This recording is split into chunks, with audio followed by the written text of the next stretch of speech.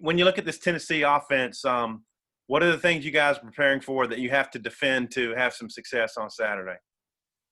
Preparing for the run game. Got a big old line, full with a bunch of, talented guys. So definitely run game, get ready to, just get that established, run defense, set our wall up. So definitely a run game. That's definitely a big focus point. Right. You asked me, Kyle? Yeah, Julius, I was wondering if you could just comment on that offensive line. What do you see out of those guys? Looks like a pretty highly regarded bunch and some experience.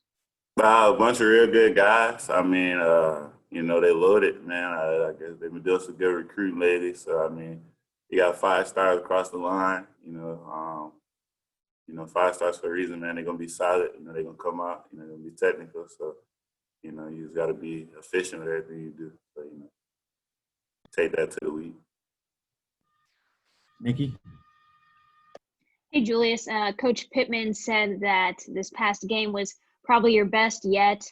Just how do you feel like you have adjusted to SEC play coming out of JUCO, and how's that transition been for you? I feel like I'm starting to pick things up more. I feel like things starting to slow down for me a little bit.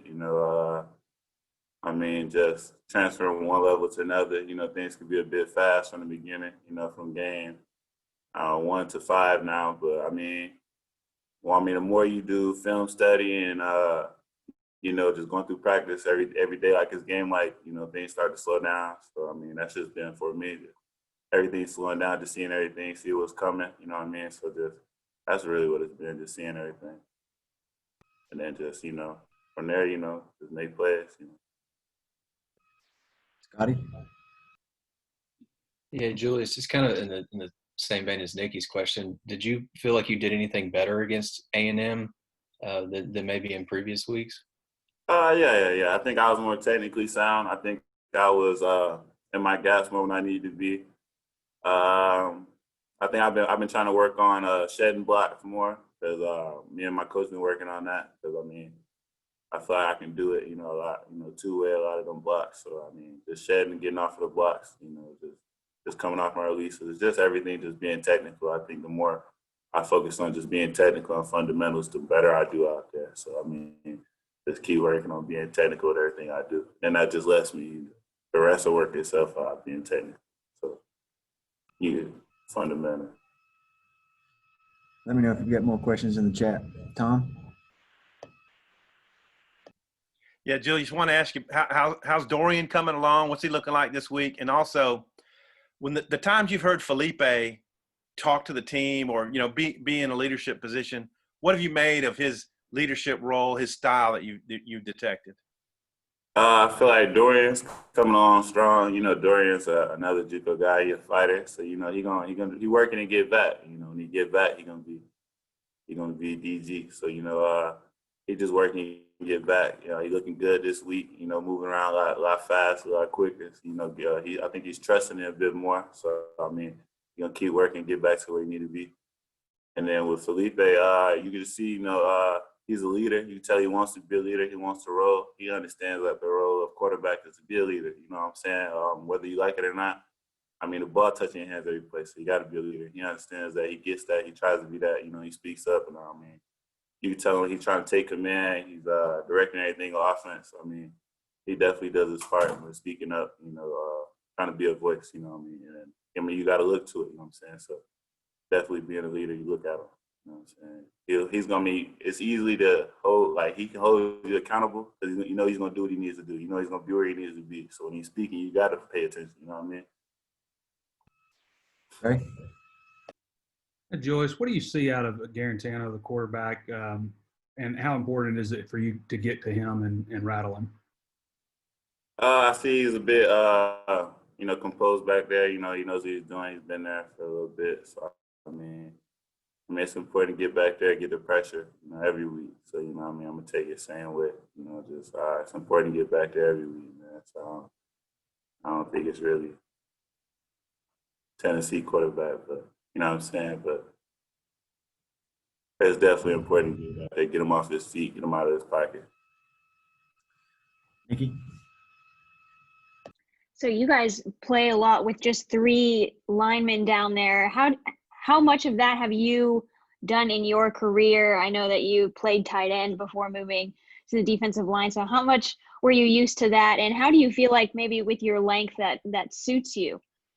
I did it a bit last year at East Mississippi, so it wasn't fairly too new, but it was a bit new coming in and getting it done. But I feel like I got all the tools to do it. You know what I'm saying? So that's why I have no problem going in and doing it.